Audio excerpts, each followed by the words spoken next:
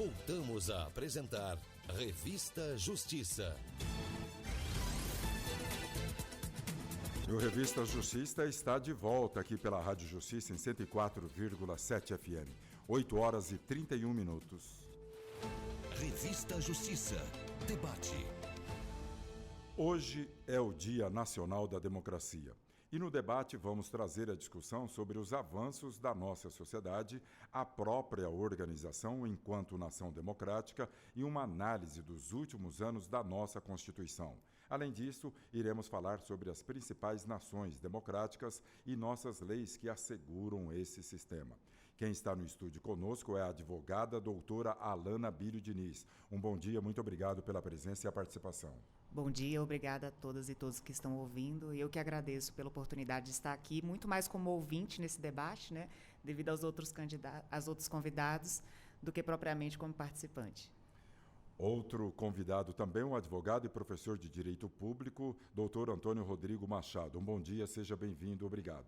Bom dia, Arthur, bom dia, Valdir, bom dia, Alana, bom dia a todos os ouvintes da Rádio Justiça e espero que a gente tenha uma conversa franca, sincera e que traga mais dúvidas do que certezas sobre esse tema que é tão interessante, que é a democracia, que é a nossa vida em sociedade e o modelo de Estado que nós escolhemos. Então, estou muito feliz em estar aqui com vocês. Os agradecimentos também pela presença e a participação do advogado professor Valdir Pucci. Um bom dia, seja bem-vindo, professor. Bom dia, Arthur, bom dia a todos. Também queria agradecer o convite e a participação nesse debate rico, que é a democracia tão rica e tão cara para todos nós. Eu começo pelo senhor. O que é democracia?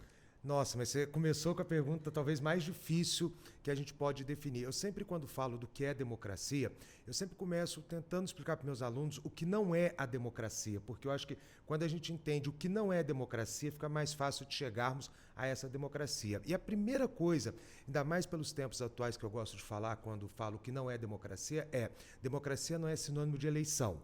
Eleição é um processo da democracia, mas não é porque existem eleições que nós podemos falar em democracia, como, por exemplo, nós vimos agora no processo venezuelano. Houve uma eleição e nem de longe aquilo pode ser considerado um processo democrático, um processo que trouxe a democracia ao país. Então, o que é a democracia? Eu gosto muito da definição de Dow, da poliarquia de Dow, quando ele fala de democracia, e ele coloca a democracia com 8 grandes vetores, 8 grandes módulos que caracterizam a democracia. Não vou citar todos, mas vou citar os mais importantes. Primeiro, a liberdade de expressão, um país onde há liberdade de expressão, há democracia. Segundo, a existência de uma oposição livre, ou seja, a possibilidade da alternância de poder como algo factível e algo possível de ser realizado de acordo com a vontade da população. E terceiro, a liberdade de associação, a liberdade das pessoas poderem se associar e defender os seus valores e defender as suas ideias como base ou pilares principais de um Estado democrático. Doutora Alana, o entendimento da senhora da palavra democracia, por gentileza. Bom, na verdade, eu vou só reiterar o que o professor Valdir disse aqui, e eu acho que a gente tem que ver a democracia sobre um espectro mais amplo, né? A gente sempre leva para essas questões das eleições, da democracia representativa, mas muito mais do que isso, a democracia ela é um mecanismo de organização do Estado que também impõe limites para que o diálogo aconteça na sociedade. Porque a ideia da liberdade de expressão, ela também, a gente vai discutir aqui para frente, ela não pode ser absoluta. Então, sim, a democracia ela existe como um mecanismo de organização do Estado para que a gente possa impor limites e fazer com que os diálogos aconteçam diante de todas as camadas sociais. A mesma colocação ao senhor, professor Antônio Rodrigo Machado. Olha, eu considero essa pergunta uma pergunta que ela tem respostas a partir de pontos de vista bem diferentes. Se você pergunta o que é democracia para um cientista político, como o Valdir bem respondeu agora, isso começa a ser descortinado e a gente tem uma noção exata de questões importantes, elementares, para a gente dizer se algo é democrático ou não. Agora, a democracia também ela pode ter uma visão a partir do ponto de vista econômico. Se você perguntar para um cidadão que mora num subúrbio, que mora na favela, que não tem acesso a transporte, não tem acesso à água tratada, não tem, muitas vezes, até banheiro em casa, se ele vive num lugar democrático, ele vai dizer, olha, minha voz não é escutada, minha voz não é ouvida. Eu não tenho direito à participação, porque vem aqui a cada 4 anos me pedir voto, eu vivo num lugar democrático. Então, eu acho que do ponto de vista econômico, Debater democracia é debater o acesso aos itens básicos que todo cidadão ele precisa ter. Debater democracia sob o aspecto de gênero é saber se as mulheres elas de fato conseguem ascender em termos de poder nos espaços em que elas são muitas vezes até mais presentes do que os homens. Você tem a democracia racial. Será que de fato pessoas pretas elas vivenciam as mesmas experiências que as pessoas não pretas nesse país? Então, se democracia é o direito à liberdade de expressão, se democracia é o direito a fazer oposição, se democracia é o direito de fazer perguntas, eu diria que as perguntas que são feitas por todos os brasileiros talvez não obtenham as mesmas respostas, e muitas vezes a resposta é uma ausência de resposta, uma ausência de política pública, é uma ausência de escuta. Então, o debate sobre democracia vai muito além, como disse o professor Valdir, ele vai muito além de debater eleições. É debater o direito do cidadão poder ser escutado, poder ter voz e poder participar dos destinos políticos do país. Na questão eleitoral, professor Valdir Pucci, a democracia é muito dita para quem está fora do poder? A democracia, para quem está fora do poder, eu acho que o professor Antônio, eu vou também reforçar o que o professor Antônio colocou, quando a gente está fora do poder, porque a gente tem a visão dos ciclos de poder, e claro, quanto mais próximo do poder ou dentro do poder, mais democrático você pode entender aquela sociedade, porque você tem voz, você é ouvido.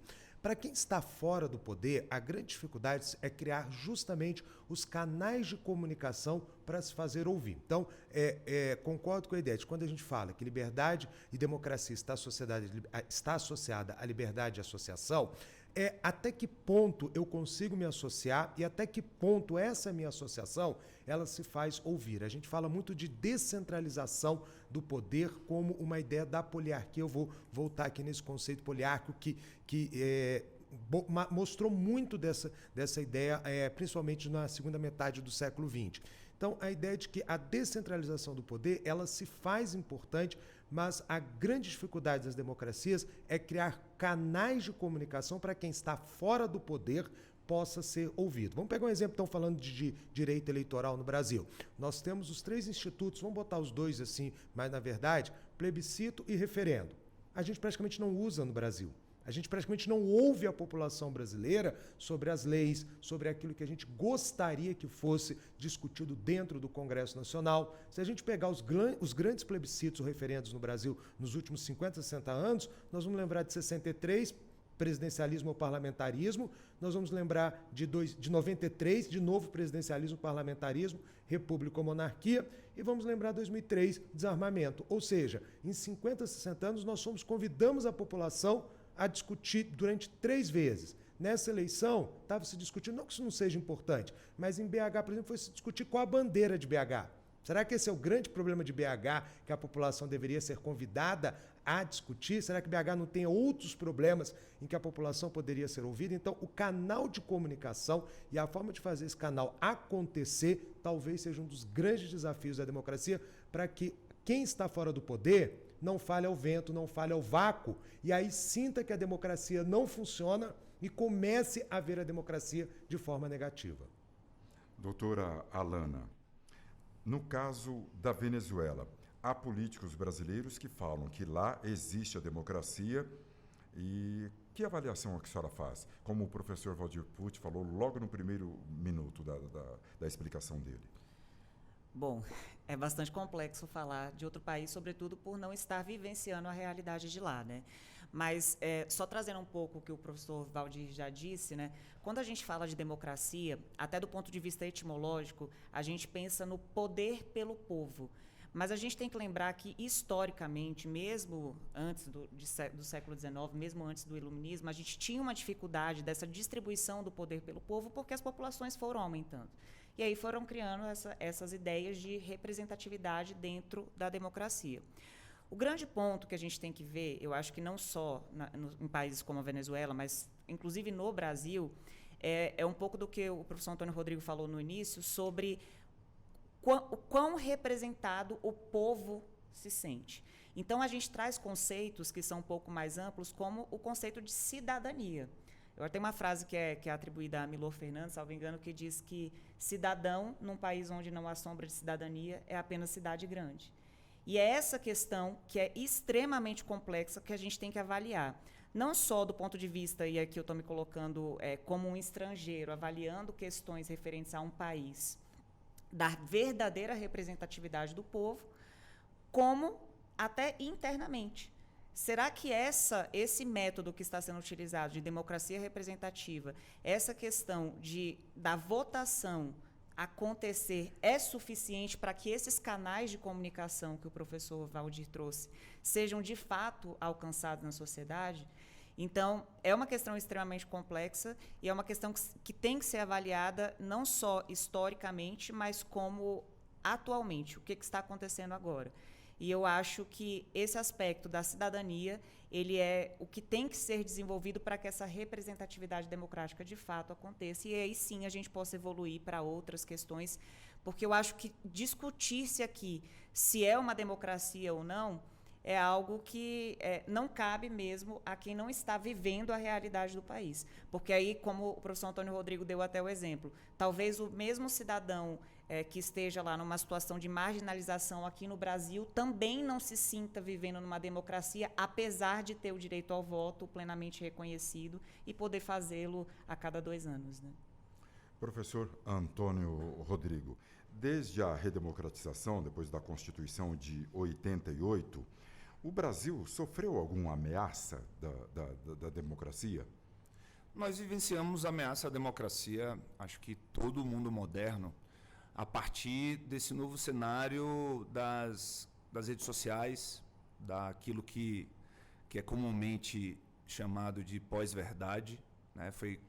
Inclusive foi uma das expressões reconhecidas como uma das mais importantes dos últimos anos. Várias pesquisas científicas demonstram que essa é a palavra, né? A expressão mais representativa do nosso cenário, e o estudo dela faz parte de todo mundo que quer estudar democracia. Isso porque nós vivenciamos uma abertura muito grande na internet dos microfones. Todas as pessoas agora têm direito tem uma voz amplificada a partir do seu círculo social digital. E dentro desse contexto, dessa nova realidade digital, nós passamos a ter uma ameaça à democracia em todo o planeta Terra. Diversos filmes, diversos livros vêm se debruçando sobre o estudo dessa questão. Qual é o papel hoje da internet, das redes sociais? Qual o papel das big techs, que têm donos, que têm proprietários, que têm ideologias ainda aqui dentro do mercado? Qual o papel desse novo cenário na democracia mundial? E nós observamos que as fake news, a desinformação, a manipulação dos dados é hoje uma ameaça à democracia em todos os países, não só no Brasil. Então, no Brasil também. Paralelamente a isso, nós tivemos um fenômeno, inclusive nós temos aqui no Supremo Tribunal Federal uma exposição fortíssima sobre o 8 de janeiro, que foi um momento bastante sensível da nossa democracia, em que nós tivemos pessoas que, utilizando dos seus discursos, utilizando dos seus fundamentos, chegaram a praticar um ato generalizado contra os prédios da Praça dos Três Poderes, né? Nós estamos aqui num prédio em que nós tivemos a tristeza de verificar uma agressão ao patrimônio público de maneira gritante. Então, o 8 de janeiro tinha como grande objetivo desfazer o resultado ou interferir no resultado das eleições. Então, em termos fáticos, eu poderia dizer tranquilamente, o 8 de janeiro foi um desses momentos. Em termos mais abstratos, abrangentes, nós temos aí a pós-verdade, as fake news e o papel das redes sociais, o papel da internet na interferência da democracia, porque a gente não tem mais apenas a interferência do convencimento, nós temos também a interferência da modulação, aquilo que alguns escritores vão estudar, vão pesquisar, que é a forma de você interferir na decisão do outro a partir do conhecimento dos seus dados, a partir do conhecimento das suas emoções.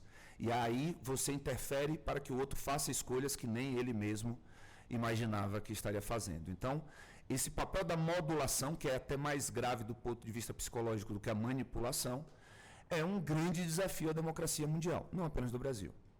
Se você me permite, Arthur, pois só não, para à vontade. continuar nessa temática que o professor Antônio Rodrigo trouxe, tem um livro até que chama-se Como as Democracias Morrem, e os autores fazem uma análise, né, da realidade, principalmente da América Latina ali nos últimos 20 anos. E é estranho para nós pensarmos, né, sobretudo nós que estamos sentados aqui porque já temos uma certa idade, em uma perspectiva da possibilidade de existir um golpe que não mais pressupõe a existência de uma guerra necessariamente. É claro que o que aconteceu ali em 8 de janeiro foi um ato que simbolicamente teve uma violência muito grande, mas o que acontece internamente, né, nas redes sociais e essa manipulação e até a forma sutil de minar as instituições também pode ser uma forma do golpe acontecer de uma maneira diferente do que acontecia antigamente, que era do dia para a noite, mudava-se o formato da representatividade popular. Então, assim, o judiciário cada vez mais desenvolve um papel importantíssimo como mediador disso, porque, principalmente no Supremo Tribunal Federal, a gente tem essa guarda da Constituição garantida como esse papel necessário e democrático de defender o nosso Estado de Direito. Então, é importante que a gente fique atento a essas novas formas, né, de manipulação, ou, usando o termo que o professor Rodrigo utilizou, que foi ainda melhor, de que, de fato, as coisas podem acontecer de uma maneira mais sutil, mas, inclusive, há teorias de que a democracia na América Latina como um todo pode estar sendo, sim, vítima de um novo golpe. Professor Valdir Pucci, complementando. A ideia aqui, eu acho que a gente não tem muito até o que complementar nesse sentido, porque realmente a ameaça à democracia ela é um fato real. Então, é uma coisa que a gente não pode fingir que é factual, fingir que é algo que talvez possa não acontecer. Está acontecendo. É claro que o Brasil soube enfrentar as suas grandes ameaças nesses últimos anos, mas mesmo tendo enfrentado e tendo conseguido vencer as ameaças à democracia, ela sempre é uma ameaça. Mas eu quero chamar a atenção aqui para o que a doutora Alana falou, que tem muito a ver também com uma expressão que a gente ouviu recentemente, quando falava, inclusive, da Venezuela, que é em relação à democracia relativizada. O que é democracia aqui pode não ser democracia em outro local. Não existe democracia relativizada. Você pode ter institutos diferentes para realizar a vontade popular. Então, nós temos o Brasil, eleição direta para presidente, nós temos Estados Unidos, eleição indireta para presidente. Isso é diferença, mas o princípio democrático é o mesmo, tanto aqui quanto lá ou naqueles países que nós consideramos democráticos, que é o respeito à vontade da maioria, sem esquecer a minoria ou sem desrespeitar a minoria dentro destas colocações. Então, diante do que nós temos falado, qual é a grande ameaça que as democracias hoje têm? Eu vou ser até mais literal que a doutora Alana. A gente não vai ver tanque na rua mais, a gente não vai ver o exército cercando, como vimos em 64, o Congresso, o Supremo, destituindo automaticamente um governo democrático. Mas o que a gente vê hoje é, por dentro, essa democracia sendo minada, essa democracia sendo ameaçada. E um dos pontos, isso é um roteiro quase que pronto para quem quer se tornar um autocrata. Por exemplo, um dos primeiros locais a se mexer é o Poder Judiciário autônomo, ou melhor, a autonomia de um Poder Judiciário e também de um Poder Legislativo, mas principalmente de um Poder Judiciário. Se a gente pegasse um roteiro, uma receita de bolo, e a gente for olhar as autocracias do mundo, todas começam pelo ataque ao Poder Judiciário. E é isso que a gente tem que lutar, não só pelo Judiciário, mas pela independência e harmonia entre todos os poderes. Professor Antônio Rodrigo, eu gostaria que o senhor reforçasse mais na fala do senhor, bastante interessante, sobre as redes sociais. Ali, a impressão que dá é que todo mundo é uma autoridade, todo mundo tem voz e vez de falar. Ali é o começo de uma ameaça, como o senhor colocou anteriormente? Olha, nós estamos diante, tem a psicanálise quando pesquisa o comportamento das pessoas nas redes sociais, tem utilizado uma expressão que é um ambiente tóxico paranoico. Então, você tem uma dificuldade muito grande em se encontrar, em se localizar no mundo. A partir dessa dificuldade, busca de segurança é aquilo que vai te dar maior coragem para enfrentar as coisas do dia a dia, as coisas do cotidiano. Então, você tem diversos lugares onde você vai fazer essa busca por um círculo social, por um grupo social, para que você possa te dar força. E você, dentro daquele grupo social, você passa a pensar, passa a criar ideias, e você vai para as redes sociais única e exclusivamente para reforçar suas ideias. Então, você acaba falando apenas para si ou para o seu grupo, e muitas vezes os fatos, pouco importam se eles são reais ou não, a narrativa ela chega para você, e você quer tanto acreditar, porque aquilo ali vai reforçar o que você tem dentro de si, que você acaba fazendo essa transmissão de coisas que não são verdadeiras, veja bem, coisas que não são verdadeiras, mas reforçam aquilo que você acredita. Então, dentro desse sintoma, as Big Techs elas já conseguem fazer o mapeamento do seu comportamento emocional. Então, por exemplo, veja uma coisa bem simples. Uma rede social que esteja prestando atenção, fazendo coleta de dados, ela consegue identificar que eu sou mais feliz, que eu acordo mais feliz do que a média das pessoas? Eu acordo muito, muito feliz, eu gosto de acordar, eu gosto de sair para a vida, eu gosto de fazer minha atividade física, e até mesmo quando eu sou convidado para vir à Rádio Justiça, esse veículo tão importante, eu venho feliz. Eu venho no carro, eu escuto música, eu escuto podcast. A rede social tem como identificar isso, e ela tem como saber que naquele período da manhã eu estou mais suscetível à compra de um produto, à escolha por um caminho. Ela tem como saber isso, e ela pode, a partir dessas informações, escolher para onde ela vai me levar. Isso, quando a gente pensa do ponto de vista político, isso é muito grave, porque nós podemos imaginar que todo grande empresário e os sócios, os proprietários da Big Tech, são pessoas, são seres humanos que recebem os seus dividendos ao final do mês, ao final do trimestre. Essas pessoas também têm interesses. Quando se tem interesse político, como isso vai se materializar num determinado país, por exemplo? Como isso pode levar as pessoas a criarem um medo, ou isso pode levar as pessoas a acreditarem que a melhor solução para a vida delas é aquele caminho? Nós estamos diante de uma realidade em que a gente precisa prestar atenção nisso. O que, por exemplo, nós tivemos agora, e sem querer falar do caso concreto, mas apenas para ressaltar, nós tivemos um grande conflito entre o Estado brasileiro e uma rede de comunicação, o antigo Twitter, o X. Esse conflito que está sendo analisado pelo Poder Judiciário é hoje observado por todo o mundo, Arthur. Por quê? Porque nós temos um magnata das Big Techs, um magnata da tecnologia, que é o Elon Musk, que ele decidiu desafiar o Estado brasileiro de maneira explícita nas redes sociais, inclusive dizendo: não vou cumprir uma decisão judicial. E o Estado brasileiro colocou: aqui não. O Estado brasileiro, naquele instante, teve a coragem, através dos seus agentes públicos, de dizer: isso daqui não pode continuar, isso aqui a gente não aceita. E aí o mundo todo está olhando para o Brasil e dizendo: meu Deus, esse conflito está acontecendo no Brasil hoje, mas ele pode acontecer no meu país amanhã. Então, como a gente vai lidar com isso? Esse é o grande desafio da democracia, é a gente lidar com novas realidades, daquilo que o Valdir e a Alana, que eles disseram muito bem. Nós temos hoje novos desafios de enfrentamento a essa possível quebra da democracia. E nenhum deles, o Brasil e o mundo, estão totalmente preparados para enfrentar. Professora, doutora Alana, por que a intolerância de um grupo A contra o grupo B? De não conviver, de não conseguir ter a convivência. Por trás disso, o que tem? Eu acho que mais complexa do que qualquer leitura política é a leitura da mente humana, né? Então, eu acho que, assim, essa intolerância, essa divergência, e aí eu posso dizer até com certa propriedade, porque é um tema que eu gosto muito de estudar, ela vem mesmo da identificação humana com aquilo que é diverso do que se pensa.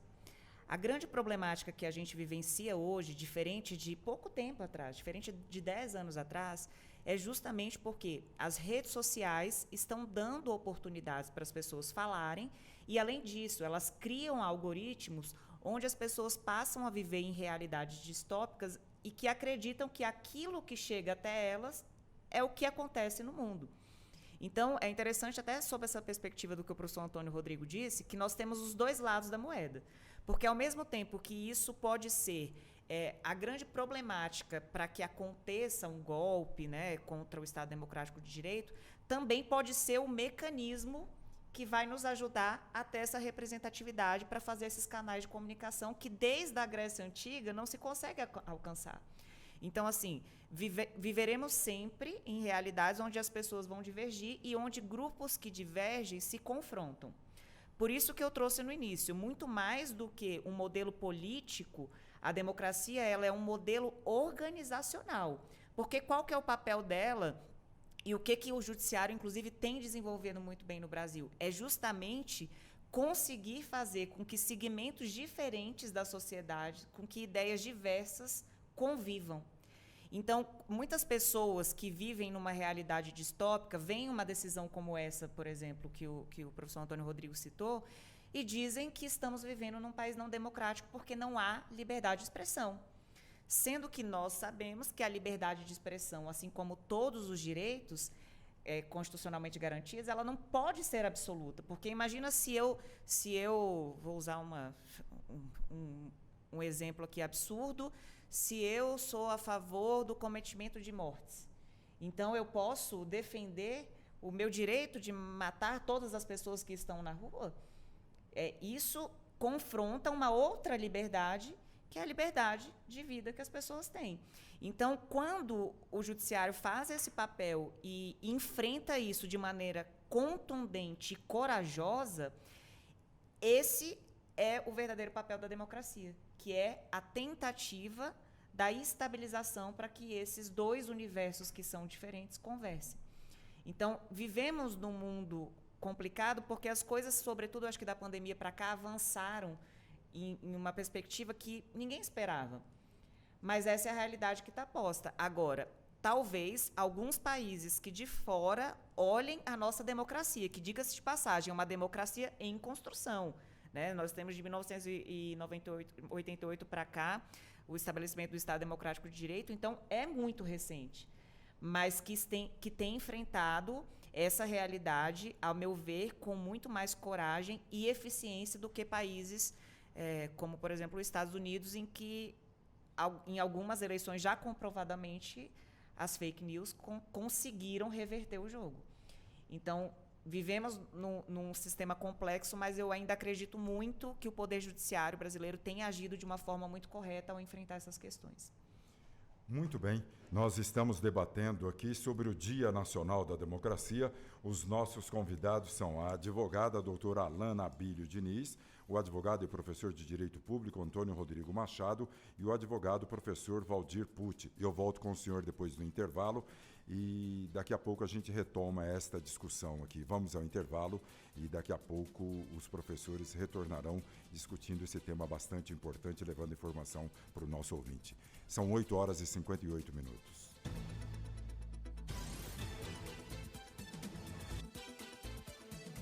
Estamos apresentando Revista Justiça.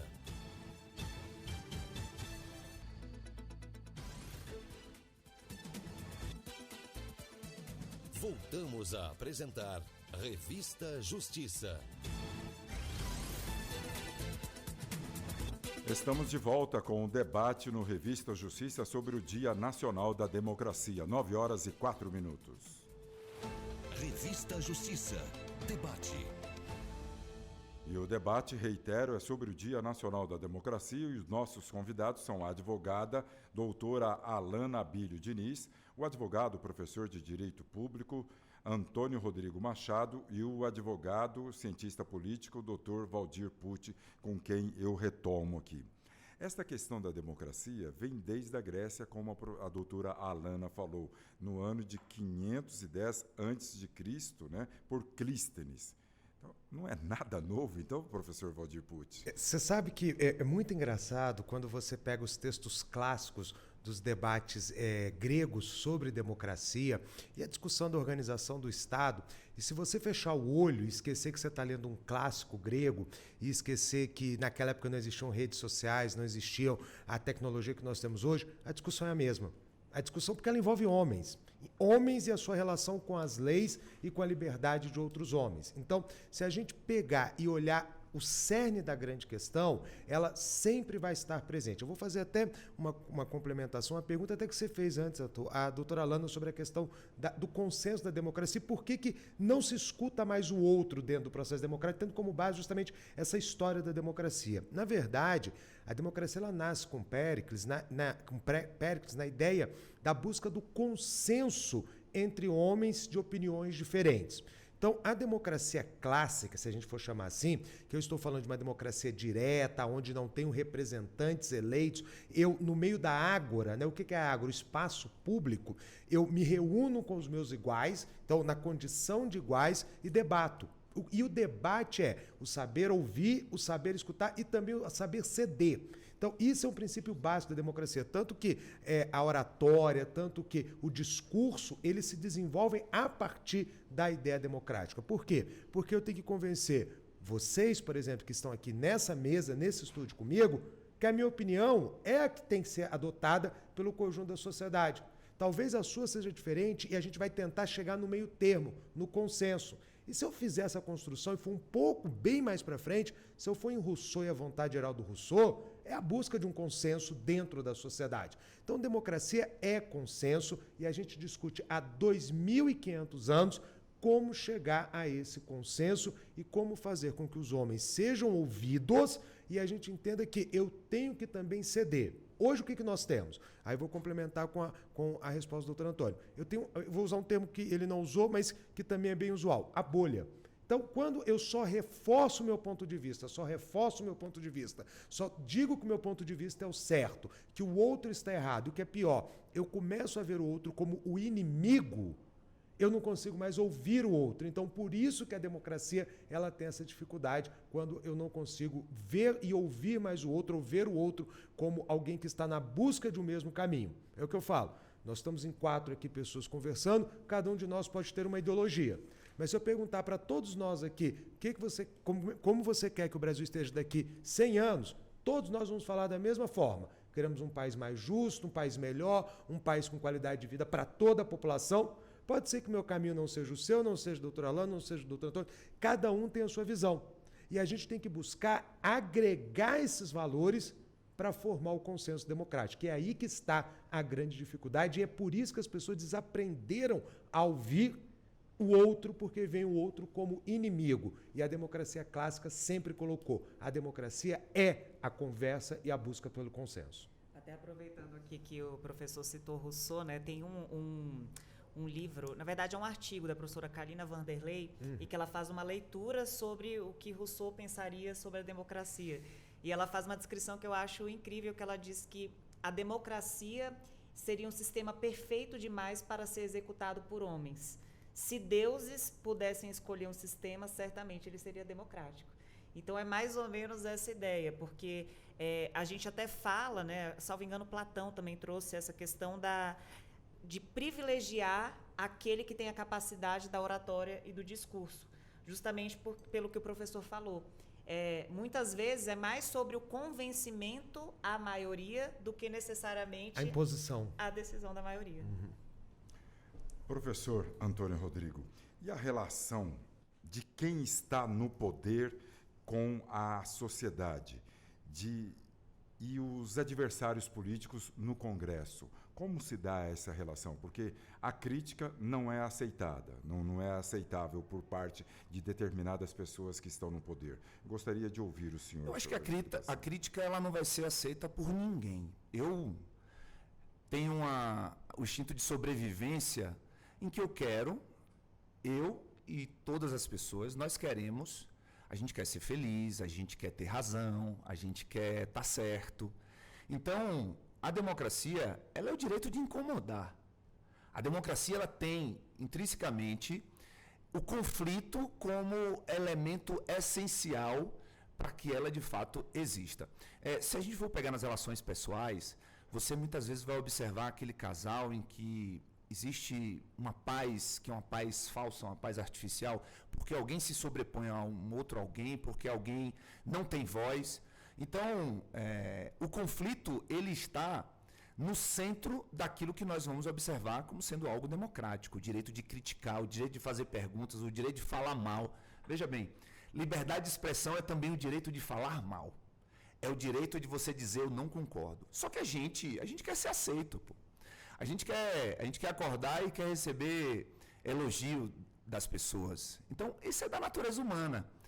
Só que aprender a lidar com a frustração é aquilo que nós vamos chamar de maturidade. E lidar com a frustração de ter uma derrota eleitoral, lidar com a frustração de não ter a sua voz escutada pelo prefeito. Pô, eu vou chegar na prefeitura e vou dizer, eu não aguento mais a minha rua esburacada. E a gente vai brigar por aquilo dali, a gente vai falar com o prefeito, a gente vai falar com o vereador. Só que quem está cuidando do orçamento geral do município, pode ser que ele tenha feito uma análise geral e tenha visto que outras ruas estavam mais esburacadas e não há dinheiro para consertar todas as ruas. Aquela pessoa que começou a reclamar, ela estava errada? Não, ela não estava errada. E se ela juntar mais pessoas dentro da sua rua para reivindicar aquilo dali, a voz dela vai ser ainda mais ouvida. E não adianta você explicar para aquela pessoa que a dor dela não é a mais importante, porque ela sabe que a dor dela é a mais importante. Onde começa o problema? É quando você tem essa dor e você tem essa frustração e você se junta apenas com outras pessoas que não vão te mostrar um outro ponto de vista. Talvez se você estiver aberto a ouvir o secretário de obras do município, ele te convença a dizer, olha, a sua rua está programada para ser consertada, mas só em fevereiro de 2025. E talvez você, ao observar a dor das outras pessoas, você possa se convencer a ficar tranquilo e esperar até fevereiro de 2025. Agora, se você não escuta uma outra voz, se você não escuta outros argumentos, você vai ter certeza que o maior problema da humanidade é a sua dor, é a sua rua, é o buraco da sua rua. Então, eu diria que, para que a gente possa evoluir em termos de sociedade, a gente vai ter que aprender com essa frustração que foi organizada nas redes sociais.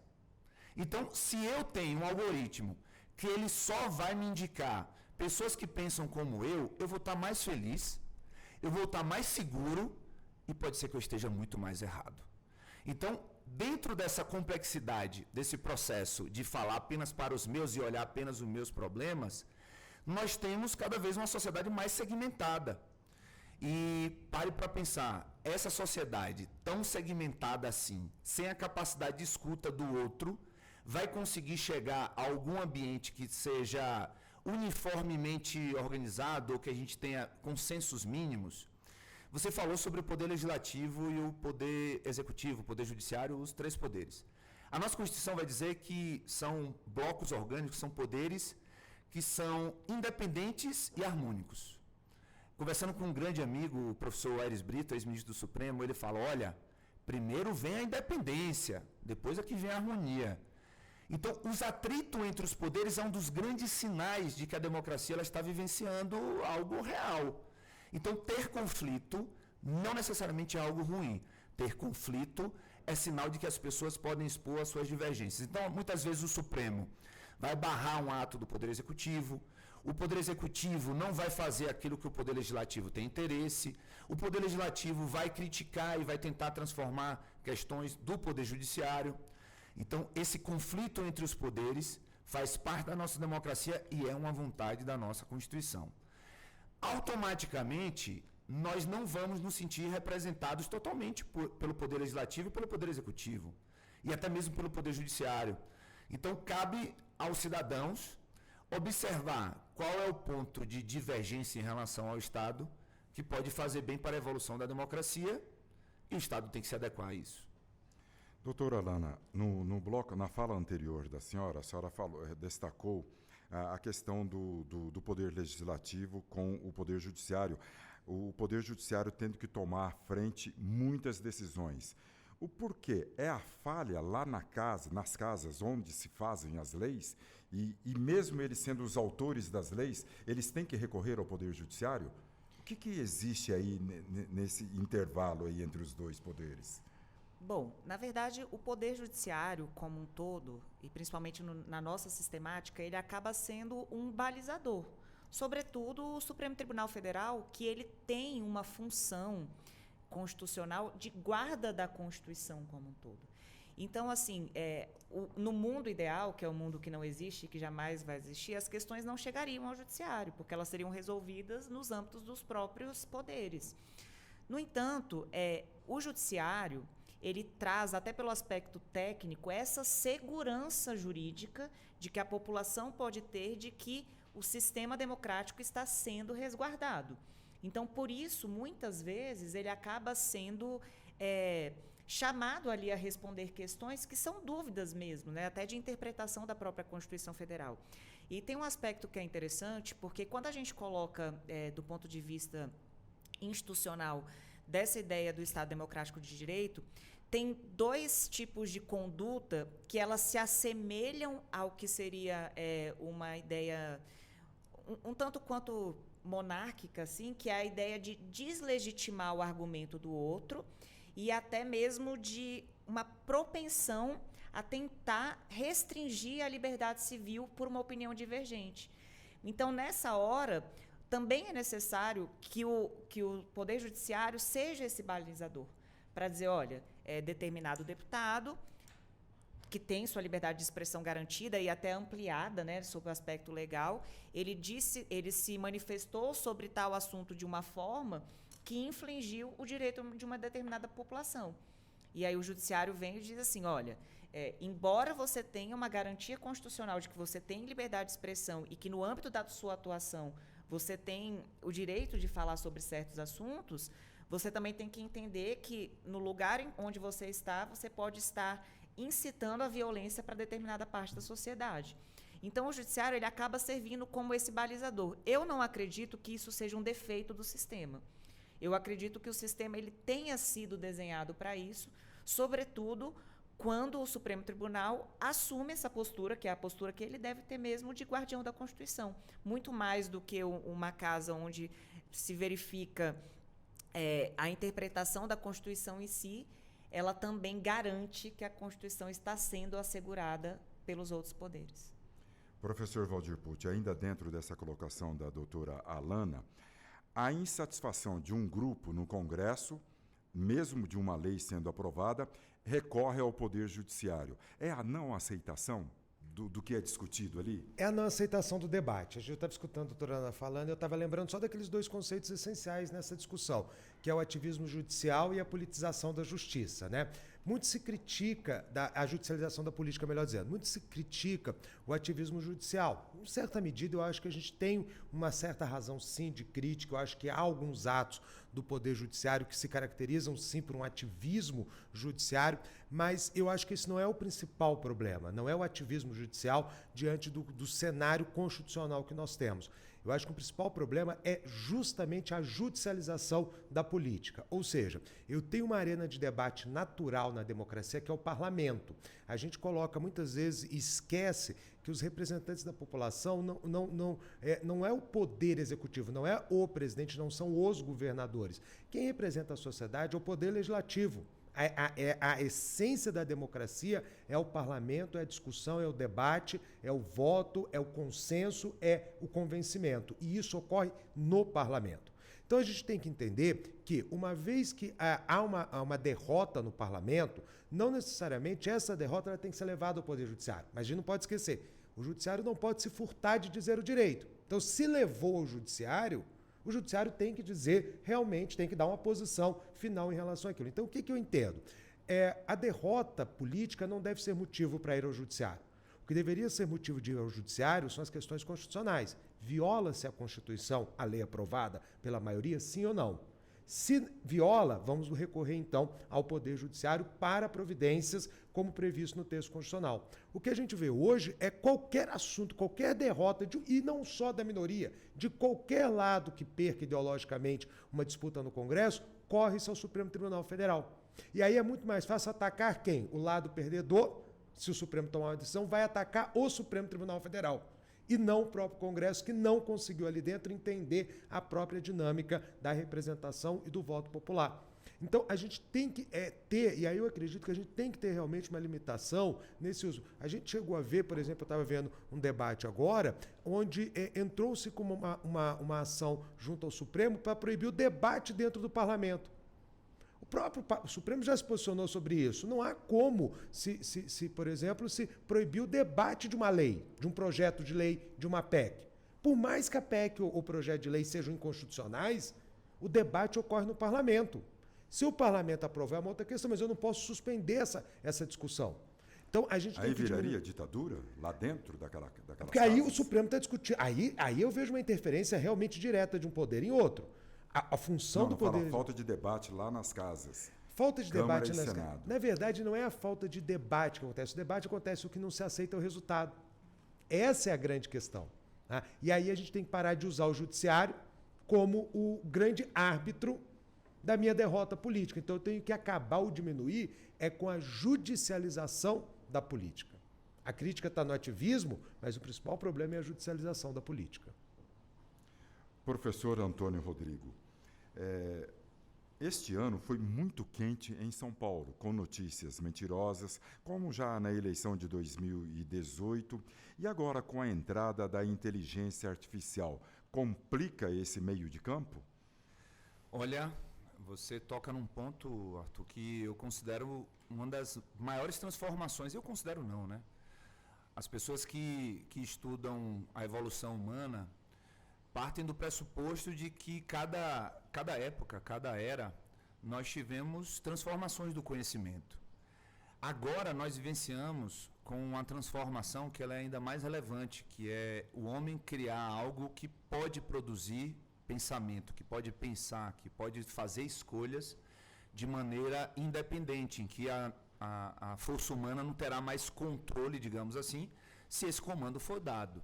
Então, a utilização da inteligência artificial nos mais diferentes campos das nossas vidas é algo que já é uma realidade e a gente ainda, se a gente estava correndo atrás da comunicação e das redes sociais, agora a gente está atrás de uma tecnologia ainda mais potente, ainda mais forte, que é a inteligência artificial.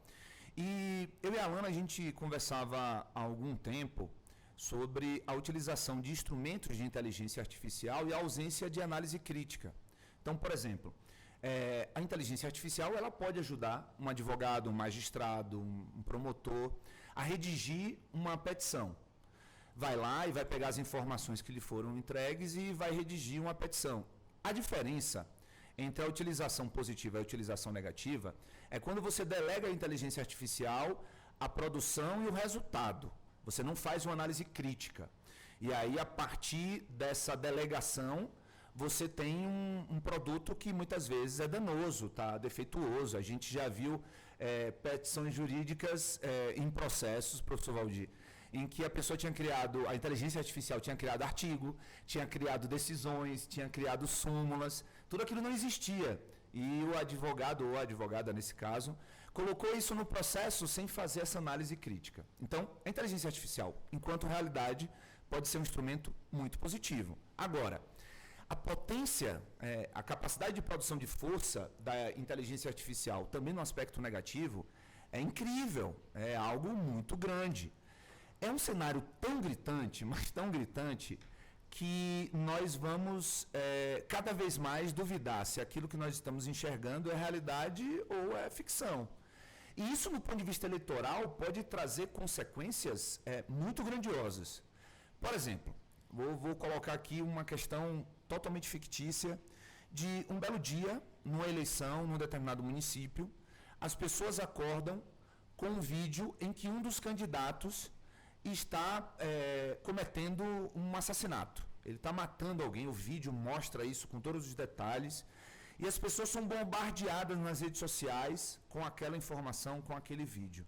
E a eleição está acontecendo e aquilo dali chega para a Justiça Eleitoral. O candidato que foi vítima desse crime, ele chega para a Justiça Eleitoral e fala: eu não me sinto à vontade, eu não vou acreditar no resultado das eleições porque todos os cidadãos aqui do município estão sendo manipulados por esse vídeo. Esse vídeo é falso, é um vídeo de inteligência artificial. O que o Estado vai fazer? O Estado dá uma ordem e para as eleições, o Estado dá uma ordem e aquilo dali é retirado das redes sociais, mas continua produzindo efeito na cabeça das pessoas, ou o Estado deixa o dia das eleições acontecer e depois vai entender o que vai fazer com tudo aquilo. É um caso em que pode acontecer a qualquer momento, em qualquer eleição no Brasil. E a pergunta que fica é: nós estamos preparados para dar essa resposta? Eu acredito que não. Porque nós não estamos preparados, nós não temos hoje um regramento ético sobre o que pode e o que não pode ser feito pela inteligência artificial.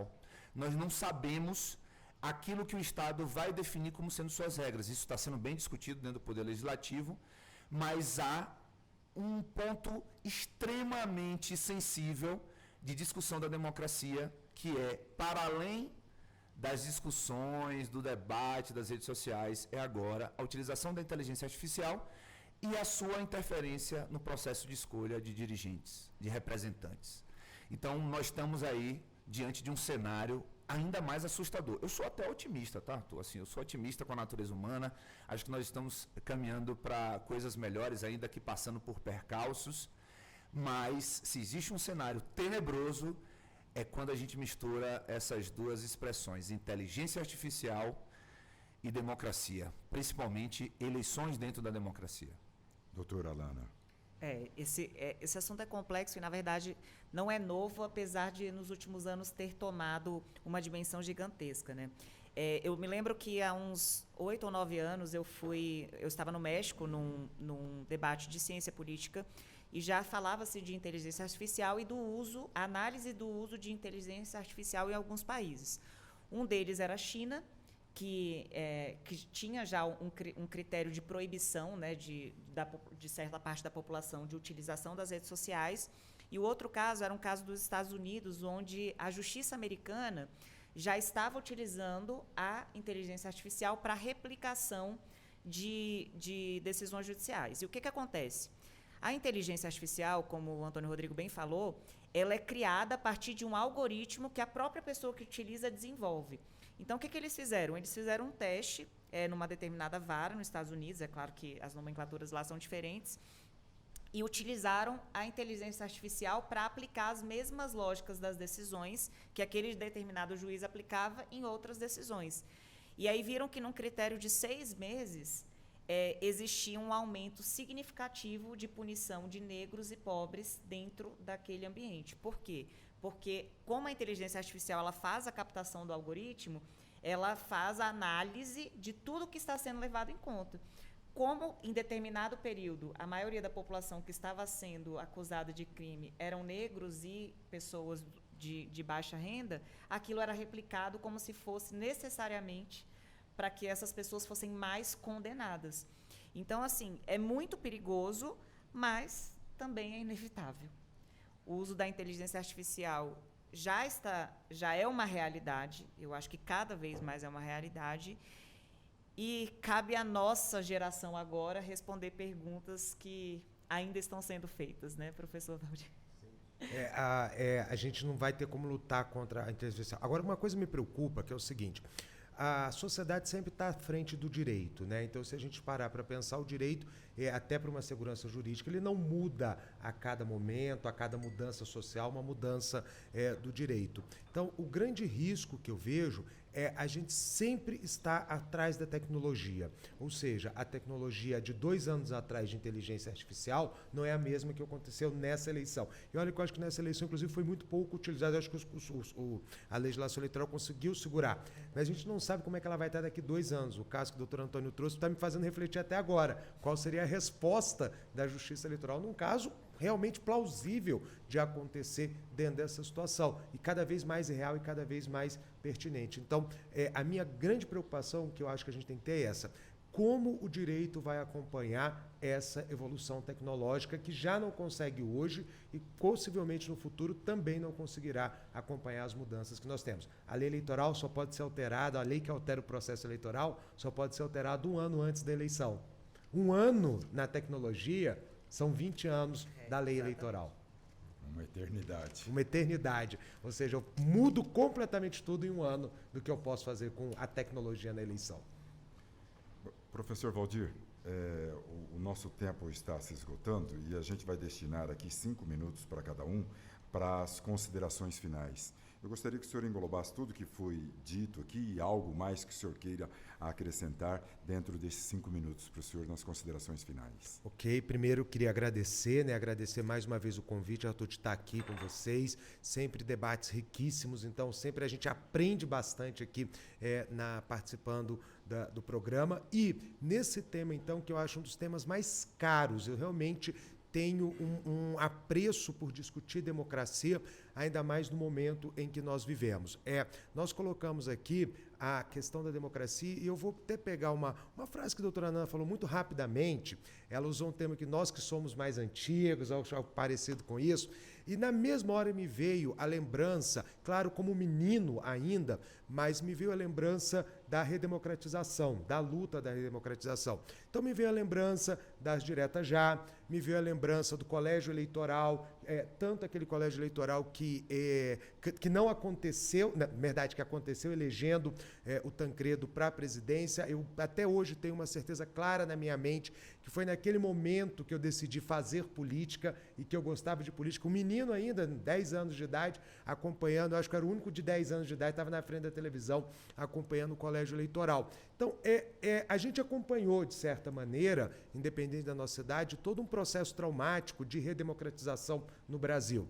E entristece a gente hoje também, num debate como este, está discutindo ameaças à democracia. Nós que ficamos sem ela durante tanto tempo e vimos as consequências de ficar sem a democracia, hoje estamos discutindo os riscos democráticos. A rede social, a inteligência artificial, a falta de diálogo, a falta do consenso. Então, é preocupante, mas, ao mesmo tempo, além de preocupante, também pode ser visto como algo positivo a gente estar conseguindo enxergar essas ameaças, porque é muito mais fácil eu combater essa ameaça quando eu consigo enxergá-la do que ficar no mundo de poliana, ou seja, achando que está tudo perfeito e que a democracia está plena no Brasil. Ela é uma democracia forte, mas uma democracia, como nós colocamos aqui os três durante o debate, é uma democracia que está sendo ameaçada no mundo inteiro, não é um privilégio nosso dos ataques à democracia, é uma realidade mundial pelo contexto atual que nós vivemos, que isso é um outro debate muito mais profundo, que envolve as questões relativas à desesperança, algum desânimo com a própria evolução da democracia, as conquistas democráticas. Mas aí, já caminhando para o final da minha fala, eu digo... tempo ainda. Ainda tenho? Então, ótimo. Mas eu queria reforçar um ponto que eu acho que a gente muitas vezes se esquece. A democracia, ela vou usar, vou me permitir utilizar aqui a frase do Churchill, que todo mundo conhece, não literalmente, mas parafraseando o que ele disse. A democracia é a pior forma de governo que existe, mas é a melhor dentre todas a que nós conhecemos ou que nós já utilizamos. Ou seja, a democracia é complicada.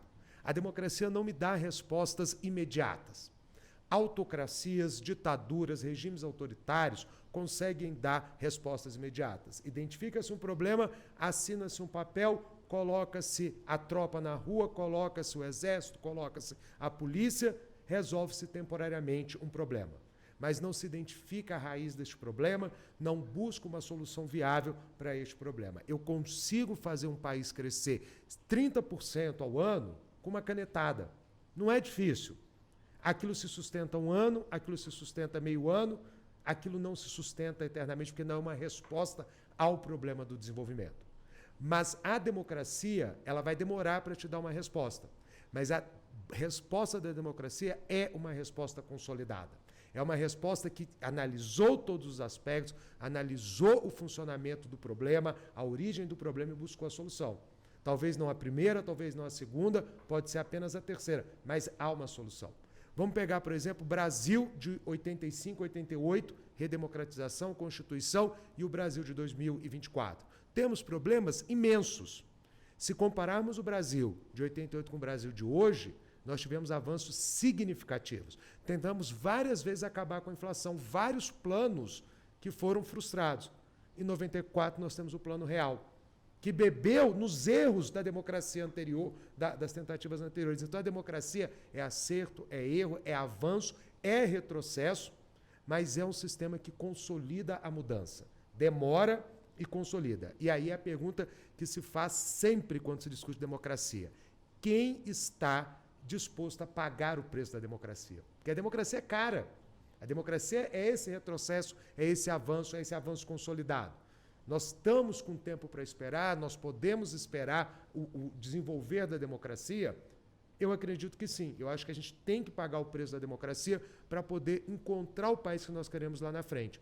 Então, eu acho essa reflexão que eu deixo para quem está nos ouvindo.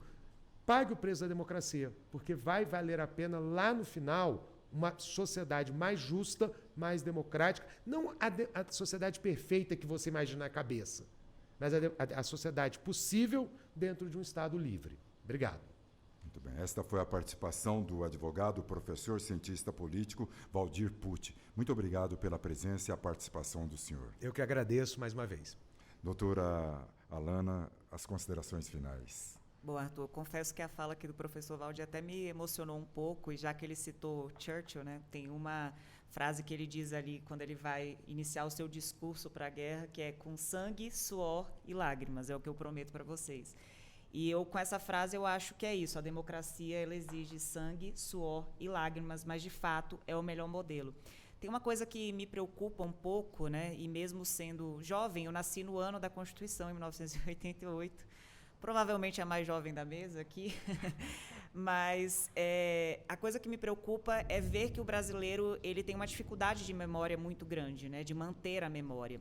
Eu sou de uma família também de origem alemã e tive a oportunidade de estar na Alemanha algumas vezes, e é impressionante como a existência da guerra é latente no país, né? O tempo todo você está sendo lembrado pelos escombros que tem lá de que aquilo aconteceu.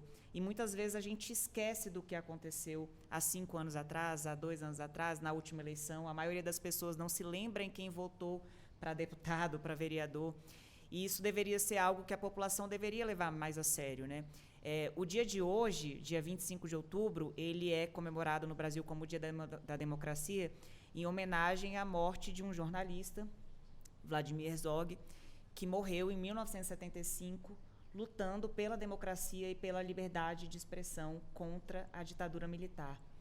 13 anos depois da sua morte, tivemos o estabelecimento da Constituição da República, da Carta Cidadã, em 1988. Então, como eu disse anteriormente, nós somos uma democracia em evolução.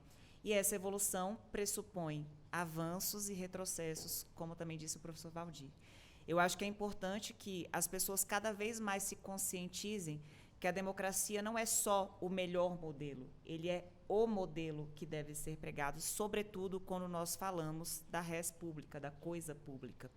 Nós devemos guardar a democracia como nós guardamos o que é mais caro da nossa existência.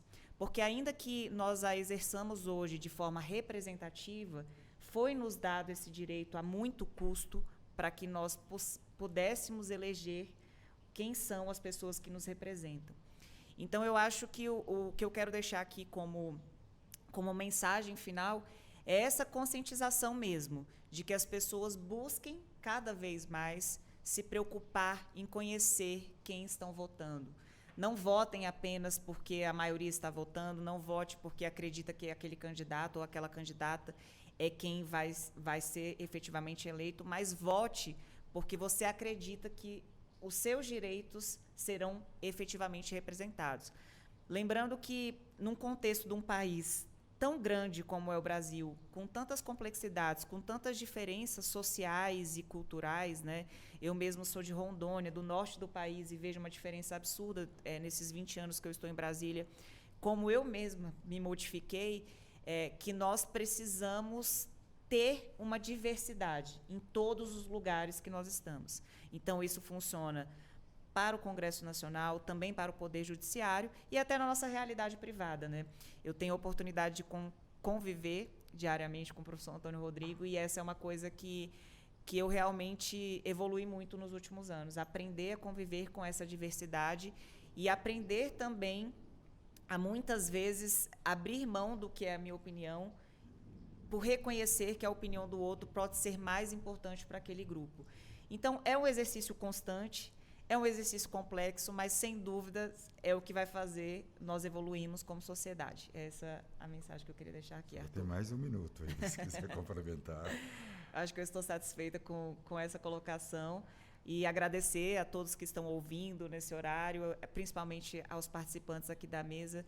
Eu, sem dúvida, saio desse debate, como eu disse, né? Cheguei como ouvinte e saio com muito mais conhecimento do que eu entrei aqui. Esta foi a participação da advogada doutora Alana Abílio Diniz. Muito obrigado pela presença e a participação e esclarecimentos ao ouvinte. Obrigada a você, Arthur. Professor Antônio Rodrigo, as considerações finais, o senhor tem um tempo aí de 5 minutos. Eu adorei o debate, achei que foi bastante frutífero, aprendendo sempre coisas novas, que é um dos meus grandes objetivos de vida. Eu acordo de manhã e eu penso sempre que eu posso escutar algo novo, ler algo que eu não pensei, e esse debate foi muito rico nesse aspecto. Eu vou fazer minhas considerações finais falando um pouco sobre aquilo que eu discuto em sala de aula com meus alunos, sobre o papel do Estado. Veja, Arthur, se a gente for fazer um retrospecto diante daquilo que nós observamos na condição de identificação do que é Estado, né? Essa palavra que, uma das primeiras aparições, vem no livro O Príncipe de Maquiavel. O que é o Estado? O que é o Estado democrático de direito? O que é o Estado de direito? O que é que nós vivenciamos? Então, se a gente for fazer um retrospecto a partir das lições de outras sociedades, a gente tinha um chamado direito natural, que você tinha ali, as regras eram definidas por um pajé, por um sacerdote, por um profeta, seja o que for, a partir da visão que se tem de Deus naquela sociedade, naquele grupo social. Então, muitas vezes o poder ele era passado de uma pessoa para outra pessoa por uma questão genética, hereditária. E ali você não tinha regras escritas, eram coisas que eram ditas, que eram faladas, e você tinha que cumprir, principalmente diante do autoritarismo. Você tem a passagem desse direito natural para o Estado de Direito com a escrita das regras. No Estado de Direito, nós temos, para além de qualquer discussão sobre a origem desse poder, dessas regras, nós vamos ter, essas regras estão escritas, elas são colocadas no papel, então as pessoas vão ter conhecimento daquelas regras. Só que elas podem ser regras autoritárias. Nós temos aí a passagem do Estado de Direito para o Estado democrático de direito, porque as leis não apenas são escritas, mas elas são feitas com alguma margem de democracia, de representatividade. A democracia que a gente vivencia hoje no Brasil, por exemplo, se você vai lá para o século XIX, se você vai estudar todo o pensamento que forjou a Constituição dos Estados Unidos, você vai tomar um susto. Como as pessoas discutiram lá através dos federalistas, dos artigos dos federalistas, que foram os pensadores que organizaram aquilo que a gente conhece hoje como Constituição dos Estados Unidos, você vai verificar que as pessoas discutiram se nós vamos ter assembleias gerais para a escolha das leis, ou se nós vamos ter uma câmara de representatividade dessas pessoas, porque não ia caber todo mundo em nenhum espaço da cidade. Mas vamos fazer então uma diferenciação, nós vamos ter um espaço em que nós vamos ter o representante do povo e outro espaço que nós vamos ter uma quantidade de representantes por estado ou daqueles que são economicamente superiores. Então, nós temos aí o início daquilo que nós hoje conhecemos como Congresso Nacional no Brasil, a partir das discussões lá dos Estados Unidos. Então, nós fomos construindo esse Estado democrático. Agora, veja, Arthur, durante um tempo da humanidade, nós percebemos que ter apenas o Estado democrático não era suficiente para que atrocidades não acontecessem. Então, por exemplo, quando você vai fazer uma análise histórica sobre o regime nazista na Alemanha, Hitler não chega ao poder por um golpe, ele chega ao poder por aclamação social, ele chega ao poder por escolha das pessoas, e você pode classificar isso como democracia. Então, não seria um absurdo dizer que ditadores chegam ao poder por escolha democrática, só que depois as coisas vão modificando. Mas aí nós tivemos uma das grandes transformações do Estado brasileiro, do Estado moderno, que é o quê? Que não basta apenas ser um Estado democrático e de direito.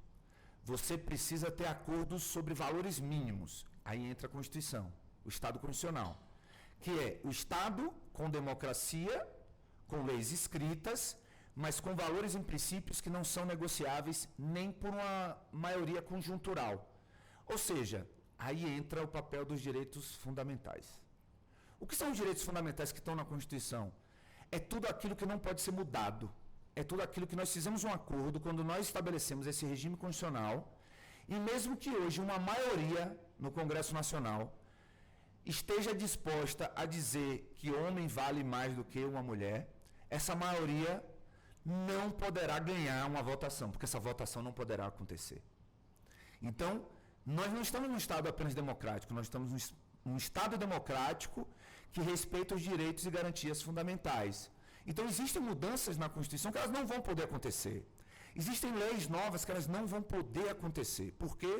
Porque elas vão desrespeitar esse acordo mínimo daquilo que é imodificável.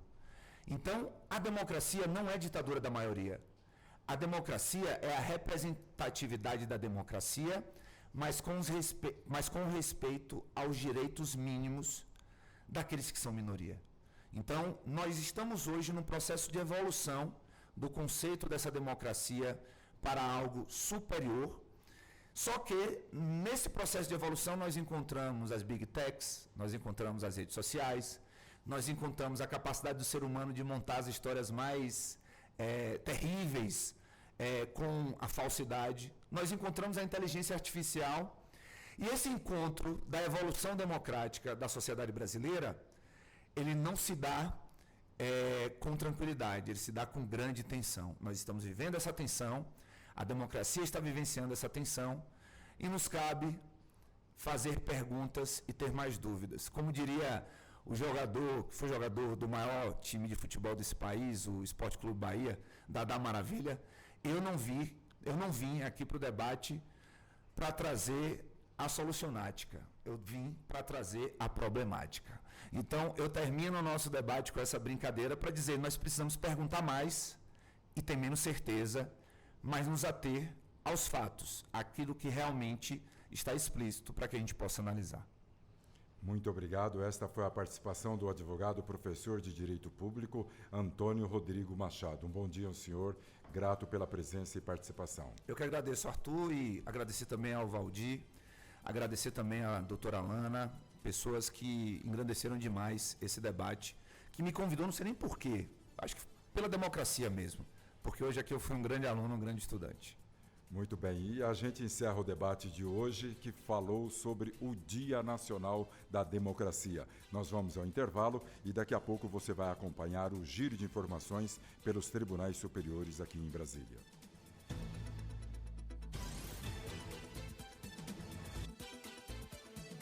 Estamos apresentando Revista Justiça.